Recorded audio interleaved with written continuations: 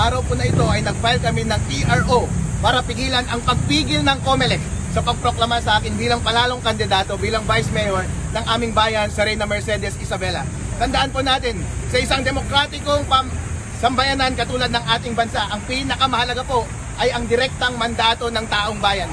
At hindi dapat yan pwedeng mabuwag ng kahit na sino mang nagmamagaling na appointed official lamang, kahit national pa man, katulad ng mga commissioner ng COMELEC.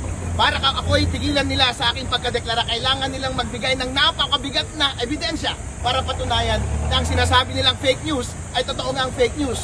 COMELEC, kayo talaga ang fake news dahil yung 3.5 na nasa loob ng lahat ng makina sa araw ng eleksyon ay hindi yun yung na-audit na nasa source code audit report.